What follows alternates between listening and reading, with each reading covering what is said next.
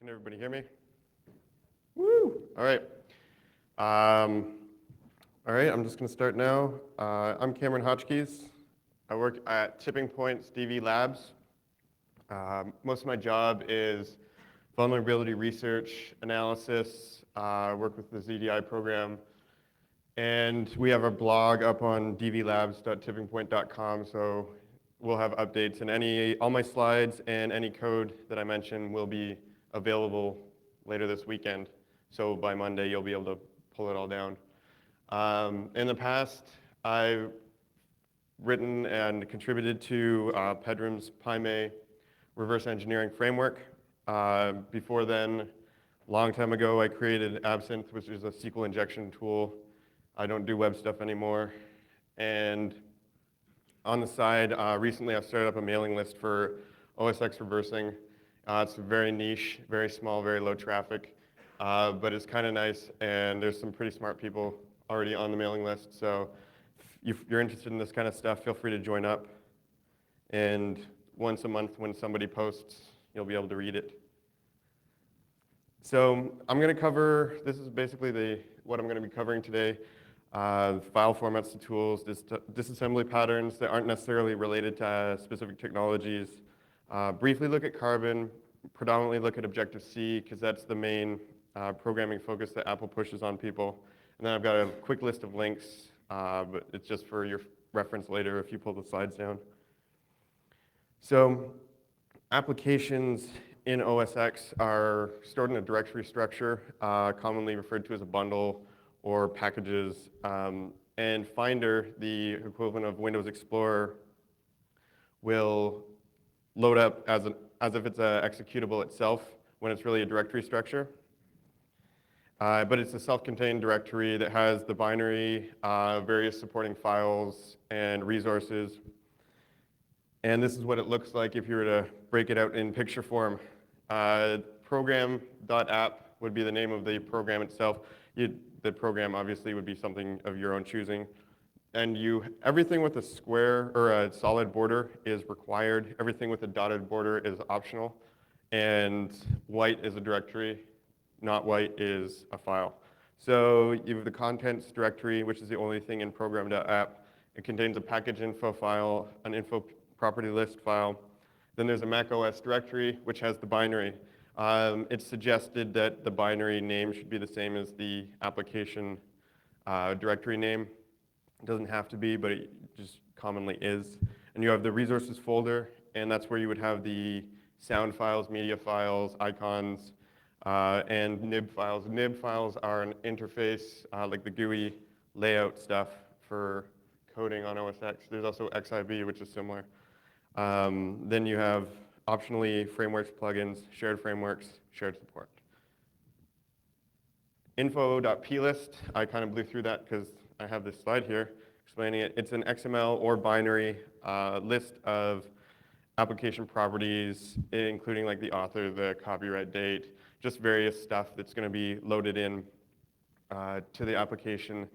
It's fairly well documented by Apple. I'm not going to go through all of the fields here because it's a waste of time. But if it's in binary, there's the plutil command on OSX. A lot of the commands that I'm saying are stock. Some of them may be included with Xcode. If you're going to be reverse engineering on OSX, I'm going to assume you have Xcode installed. And if you weren't planning on it, just do it. It takes like 15 minutes. plutil will convert between the binary and the XML format. And I just added that thing from the man page to, it's interesting with some of the Apple stuff because they just put random crap in their man files. So the other file that is in application bundles is the package info file. Apple doesn't seem to be sure if it's required or not because in some docs it is and in some docs it says it's optional. Generally it's there, and generally there's nothing really important that's not covered in the property list. But you're going to get APPPL, which is the application bundle tag, 4 bytes of that, and then 4 bytes of the signature. So they say for like the text editor, it's TTXT. But most of that, like I said, is going to be in the property list file. So the actual binary is going to be a Mach-O binary format. That's the standard binary format on OSX. It's got the magic number feed face. Unless it's 64-bit, then it's feed face. And you also have FAT or universal binaries, which is the code for PowerPC, which is what Apple's were running up until the past year or two ago. And it's going to have the Intel stuff, which is all of the modern laptops, desktops. And the FAT binaries have the Cafe Babe magic number. So you might be like, hey, I've seen that before, Java, or Java, depending on where you're from. Yeah, it is the same. The main thing is that Next actually predated Java, so they can pull it off, and that's where it came from. The other interesting thing, if you get into reversing on OS X, you're going to Google for Mach-O occasionally, which comes out as Macho, and just random crap. So expect some interesting search results. I don't even know what I read that, looked at that paper, I still don't know what it was about. I think it was like auto-generated. So the Mach-O file format's fairly well documented by Apple, and it was fairly well documented by Next, who created it, and it's been documented by GNU. So I'm just going to quickly go through these. This is a text segment for the Mach-O binary. Anything with an asterisk in this chart was documented by Next at one point and is no longer being documented by Apple. So it was probably deprecated and removed at some point, but for completeness, I'm just including it in case you're looking at really, really old binaries, like the original copy of Doom. So it's pretty straightforward. There's some C++ stuff in there. The 8-byte literals you're going to see all the time. The C strings you're going to see all the time. And the text, obviously, you're going to see all the time. The interesting thing is that text is not the only place where code is going to be. There's coalesced text sections as well. IDA will pick it up, so just aim for the blue, and you're good. Then you've got the data segment, standard data segment. I'm not going to waste a lot of time with this. Then you've got the Objective-C segment. This is where all the Objective-C metadata is stored. And in the Next and Apple guides, you get this statement, which basically says, we're not going to document it, so good luck, figure it out. Luckily, it's fairly well named, so like class references, CLS refs, it's pretty straightforward, and the format doesn't take too long to figure it out on its own. And 3 people at least have written IDA scripts to clean it up, so you don't have to spend a lot of time working on it unless you just want to figure it out for the sake of a boring Sunday afternoon. Just because I didn't have anywhere else in my slides to put this, I'm going to mention VMMap. It's a kind of interesting tool Tiller pointed out this morning for me to take a look at. It's just basically a memory map for any process that's running, and it'll give you permissions on whether you can read and write to specific segments. And instead of loading up a binary in a debugger and trying to figure out which address got mapped where, it's just a quick way to load that up. You can just man VMMap or Google it. So right now, I guess we're in the tools section of my slides. First thing you're going to need when you're reversing on OS X is a hex editor. Hexfine's pretty cool. It's open source, and the code is very well documented. So you can just go add random crap to it. But it's a text editor, so I'm not going to waste a lot of time on that either. But you can grab it from ridiculousfish.com. OXEd is another hex editor. It's not open source, but it's free. And there's a plugin architecture for it, so you can add plugins for representing all the different data types down here at the bottom. Hopefully that's clear. OTool, stock install on OS X, and it's the equivalent to object dump. If you just do -OTV, that's going to give you a disassembly straight on the command line. It's a disassembly. You can also do -L to list all the required libraries. There's a whole bunch of different flags for it. Just makes your life easier if you're stuck on the command line and you don't have any other tools available. And a lot of people have built on it. OTX is one of those tools. It will basically run OTool for you and then add symbols. I've put the symbols in blue so that they're a bit easier to read or identify. And it just basically cleans up the code so you can see where the Objective-C statements are.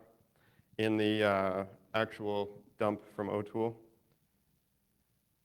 Class dump, it's similar to parts of O'Toole's, but the difference is that it won't dump code, it'll just dump the headers. So I think those flags are wrong. But this is an example of it. It's dumping the straight Objective-C source code. So if you just want to see the like the data types, the signatures, then it'll be right there. IDA, Ilfak spoke earlier. If you still don't know what IDA is, that's kind of scary. IDA Pro on OS X runs great on Parallels. I use it all the time. There's no speed issues. There's a Mac OS X version for the console as well if you want to do batch mode. They're both commercial products, but they're both worth the money, so for sure grab those if you don't already have them. And then debuggers. There's a couple scripting debuggers available. Charlie, some additions to PyDebug, part of the PyMay framework, so that it runs on OS X. Stock installs come with GDB, that's with Xcode, which comes on your install disks. PyGDB is available on Google Code. vtrace can work on OS X. Weston and Beauchamp are going to be releasing redebug soon, or redebug. So you've got scripted debuggers and GDB-based debuggers. And I'm not going to spend a lot of time on this because it's being presented in 2 days. So just figured I'd give it a shout out. So calling conventions, standard call for most binaries, everyone I've looked at. And the main difference coming from a Windows perspective is that instead of pushing the arguments onto the stack, that it's going to pre-allocate the stack space and just move into the pre-allocated stack variables. You can write scripts to automatically rename these to sensible names like argument 1, argument 2, selector recipient. The one thing you're going to watch out for is the stack delta. Sometimes it changes midway through a program, so if you're just automatically looking at the frame and renaming those variables, you'll get bitten. So it's better to just rename them as you see them. Also, there's local addressing for position-independent code. I refer to it as an anchor point. In functions, they'll use it for jump table referencing. They'll use it for data referencing. And so sometimes IDA will get a little bit confused as to what that is, but I've written a couple scripts to just automatically find the anchor point or table of contents, whatever you want to call it. And it's fairly simplistic, but that it's going to be in the EBX register for the most part. And this is how they generate it. It's going to be early on in the function, a call to this function, which is 2 instructions, just returning the program counter. Or you'll have it directly inlined, which is familiar for if you've looked at any shellcode that's doing something similar to this. So here's an example of the anchor inlined at the top of you can see the call +5 pop EBX. And it's not actually being used in this example, but it's there. So they're probably going to do something with it later. Actually, that is used in this example. I totally just lied to you. Right underneath where they make the anchor, they have a reference to it, and then I've added comments. You can see the NS auto release pool is the reference after it's been deref twice. So Carbon is the 32-bit framework for interacting with the OS X system libraries. It was a descendant of the Mac Toolbox, the original Mac framework stuff, but Apple's sort of been downplaying it recently, encouraging people to use Cocoa or Objective-C as much as possible. But C programmers and people porting applications over from Windows that want to do it quickly tend to use Cocoa and C-based applications. Interesting thing is if you can tell if it's a Windows port simply by searching for HWND, which makes no sense on a Mac program, but is all over Windows code, and they will copy the names over. HI and CG are common prefixes to libraries that are written in Carbon. But the bulk of stuff that's made and people talk about when they're talking about coding on OS X is done in Objective-C, which is It was created in the 80s by Stepstone and then Next licensed it out. It's object-oriented, inspired by Smalltalk, but it's just a small extra little bit on top of C. There's not a whole lot to learn other than the initial calling and defining of the methods, and then it's pretty straightforward. But the biggest change from a reverse engineering standpoint is that functions aren't called. And if you looked at Objective-C, it looks like C, where it's like you've got functions all over the place, but it's a message sending architecture. And so all of a sudden, all of your code cross-references get mangled, or they're all direct calls to object message send. So you've got all of your cross-references merging on one spot and never coming back.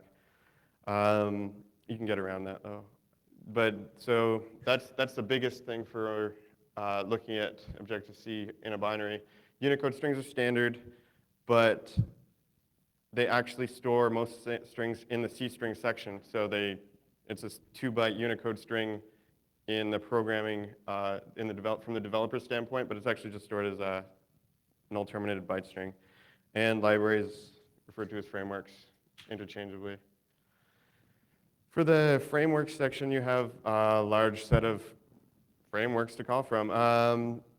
NS and CF are commonly prepended to the frameworks, Next Step and Core Foundation, respectively. It's 2 letters tends to be a common prefix for most Apple stuff. And there's a toll-free bridge, is what they call it, that NS and CF can be treated back and forth as similar objects. And as I mentioned earlier, the API is called Cocoa if you're coming from the Objective-C perspective. AppKit is a collection of the frameworks that are around GUI designing stuff. There's other stuff that's not necessarily GUI related, but that's the bulk of it. The iPhone doesn't use AppKit, so you're not going to see any AppKit code there. You're going to see UIKit. So AppKit's NS, UIKit's UI. So this is actually Objective-C. This is what it looks like. It looks fairly straightforward. The only main difference is that you have these, I don't know if the red comes out well, but the square brackets, they're selector decorators telling the compiler that it's Objective-C code. And the object that you're talking about is referred to as a recipient. The names of the arguments, which are always put in proper order, included in it, they're referred to as the selector. So I've been throwing these words around. This is what I'm actually talking about when I say that. And the arguments, if you hadn't guessed that. And that's the Objective-C method calls. So what that really comes down to be is a wrapper. It gets translated into a C function call to this message send function. You can see the recipient, the selector is concatenated as a single string, and the arguments are just attached at the end with an ellipsis. You have different types of message send calls. There's the superclass one. There's the floating point return one. This one, we'll go back. ID actually is object pointer. That's what it means in Objective-C. That's one of the small other things that it changes. But if it's a floating point, obviously it can return floating point numbers. And the main difference is that if it's a structure, there's no return value. It's passed in through the arguments, and that's modified. And that's usually when you'll see your stack deltas changing mid-function. So and then superstrat is pretty straightforward. So this is what the message send call looks like when it's in assembly. Like I said earlier, you can see that the arguments are being moved in to var 38 and var 30, which is just going to be actually ESP and ESP minus 4. Plus 4. I don't know. So those are 2 message send calls. You can easily write scripts to clean it up and just dereference everything you possibly can into strings. And all of this information is available if you just hover over it in IDA, but if you want to just make it so it's automatically all there, I've got a couple scripts to do that. And then it's really easy to pull out the actual Objective-C function calls and what's going on. Now, when I showed you the Objective-C section, this is one of those sections, a snippet from it. This is the instance methods for a download delegate class. I've cleaned this up a little bit. Normally it's just the structure there, but I've propagated some of the names. So you can see the first thing is the actual string, which is in blue immediately after it. Then you have this offset to what looks like gibberish, and then you have an offset to the actual function that it's talking about. That gibberish stuff after it is a type encoding. And what that does is it tells the return value type. It gives you the type for every single argument, the structure, the signature of the function. And you can use this to propagate more information to your functions when you're trying to just clean them up. So here's an example from the previous page. First thing is going to be your return value, which is void. And the fact that you have an object being passed in is telling you that it's going to be an instance method, which is what the dash represents. If it's a plus, it's a class method in Objective-C. Then your colon there is going to indicate that it's a selector. There's actually two of them, but I didn't figure out how to make LaTeX show it up properly. So, and then you have another @ symbol, which is another object. ID is just sort of an overarching object pointer. It could be specific, but it's only ever going to store it as an ID. And then you have your second object there, so that's the second part of the selector. And so the stack offsets are indicated. That's what the 0, 4, 8, 12, and 16 are used for. And so that tells you the order of where everything's showing up. And you can, if it's not implicitly defined, you can figure out the sizes of the variables, but most of them are going to be implicitly defined anyways. The return value says it's at the stack offset 16, but it's for the most part going to come in through EAX. Unless it's one of the structures, then it's going to come in through the value being passed in. So the only reason I can think that they used a 16 is to give you the size of the last argument. So memory management in Objective-C is a little different than C. You can still use all the C constructs, but you also have the alloc call and the init call. Well, the init's not really memory management, but they usually come one right after another. So that's how you allocate something. Copy is also used to allocate memory. Both of those indicate that something is being added in. Then release, the way Objective-C handles memory management is that it is a reference counting language, so a reference counting runtime. So what release does is remove that reference that was created at some point, and once it hits 0, it's deallocated. If you get something passed in from another function and you want to keep it, or if you don't want it to if you want to just add another reference, you just hit the retain, call that, and it's just ups the references by 1 so that it won't automatically get cleared out by some extra auto-release stuff, which is right here. This auto-release pool, you're going to see a lot of this, and the way it works is that it manages all of the references for objects that are being passed in from child calls, so they can get cleaned up properly, even though they've gone out of the scope of their creating function. Generally, these are going to be at the top of you're going to have the declaration at the top of a function and the pool release call right at the bottom of a function, but it's also used in loops. So at the top of certain loops that have a lot of calls in them, you're going to have another call to the release pool, or in auto-release declaration, and then at the end of the loop, you'll have, or any place where it'll exit the loop, you'll have this pool release. So you can use that in assembly to figure out where the loops are actually structured. Garbage collection was added with Leopard, the latest release of OS X in November. Classes that have it are going to have a finalized selector. If you see collective exhaustively or collective needed, that's probably going to be calls to the garbage collector forcing it to run. The big thing with garbage collection is that it's not on the iPhone, because it takes up too much memory, and the iPhone has a smaller memory footprint. There's a bunch of stuff that didn't make it into the iPhone, so you're probably not going to see much garbage collection there, but for regular desktop stuff, it automatically will clean up a lot of people's stupid mistakes. Categories are kind of interesting as well. It's a construct for Objective-C which allows you to either override or add methods to a class that you didn't create.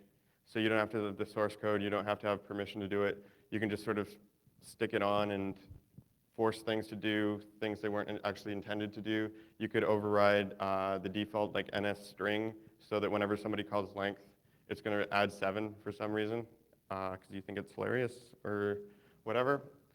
But the interesting thing about categories is that all of a sudden assumptions that you might be making about certain methods that are being called for framework classes, if there's a category in the binary, then it's going to have a different behavior. So oddly, a lot of people who, when they first look at the Objective-C sections, they'll look at the category ones and just propagate the names. You should always try to keep in mind that it's going to be a category, so that way you don't make any assumption as to, if you see NS string length, but it's been overridden, you have like NS string cat length, and then you'll know, okay, there's something different going on there, and I'm not going to just assume that it's returning. Another extra thing to point out is timers. We're all familiar with timers. You have a neg screen that comes up every so often. You can use standard C stuff for doing it, but there's also 2 things in Objective-C. NS timer, which is the older timer object that will wake up every so often, and NS operation queue. NS operation queue was added in 10.5 as well, and it's suggested for multi-threading, especially when you want it to happen repeatedly. And a lot of those will be used on neg screens. And I talk a lot faster than I thought I did. Wow. Because we're already in the references section. Okay, well, a lot of OSX reversing stuff was done by Nemo. He isn't doing a lot of OSX reversing anymore, but he still has all of his papers and presentations available on his website. Also, It's Me and File Offset both wrote stuff for IDA that will propagate a lot of that metadata into the functions that I was talking about. It's Me wrote it in IDC, and File Offset took a really cool approach by taking the OTX output and writing a Lua script that will create IDC, and you can automatically run just adding the decorations into it that way. And these are some extra links that were suggested by the XSO mailing list, if anybody's interested in getting into this kind of stuff. And coming soon also is Dino and Charlie wrote a book, or are writing a book on OSX hacking, and that'll include some interesting stuff as well. They've got a couple tools that they'll be releasing once this comes out, so I figured I'd give them big ups for their book. And apparently if you pre-order now, you can save $13.50. That's 27% off the list price. So since I spoke fast, you guys got a lot of time for questions. Does anybody have any, or are we just going to go to the party? You know.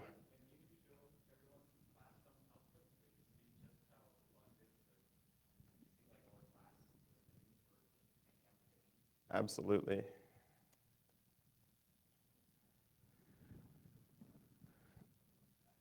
I'm not going to change my resolution though. Okay,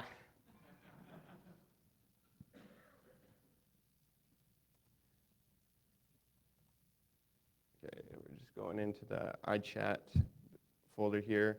So I don't know if you can read that, but trust me, you want it this small. It's like the /applications and the iChat.app folder, and then it's contents macOS iChat. And I went one too far. Okay. Class dump.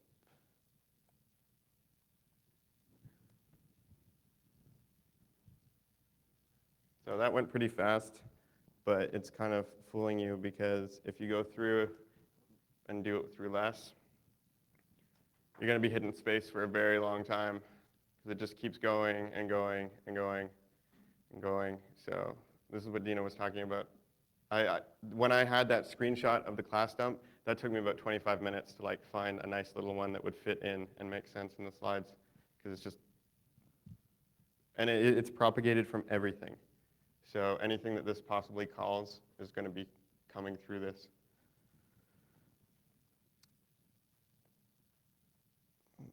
And here's actually IDA running in parallels, if you're curious about it. This is, I wrote a script as well to clean up stuff. And this is what I was talking about with renaming the variables. I just refer to them as the recipient and selector, and they're just named on a per case basis instead of just at the top of the function. But like I've added comments here that dereferences everything. I always use A, but it doesn't really mean anything. It's just a placeholder variable, so I know what's going on because it's going to come in through EAX. And I think I had something else. Here's basically a list of, this is my sort of toolbox for item manipulation Objective-C binaries, which I will upload to the DV Labs server tonight. It's by no means complete. It's sort of a work in progress, but as I just come up with silly little IDA-Python stuff, I just add it into there. So there's even sections of it that are totally commented out where I'm like, I was totally wrong when I was doing this, but I just sort of keep it as a track record of what I was doing. So anybody else? Questions?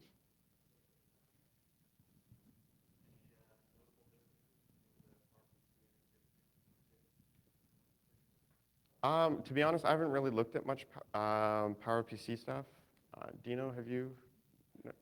The question was, are there any noticeable differences between PowerPC and Intel-based Objective-C? All right. Anybody else? Bueller? Bueller. All right. Well, see you guys later tonight.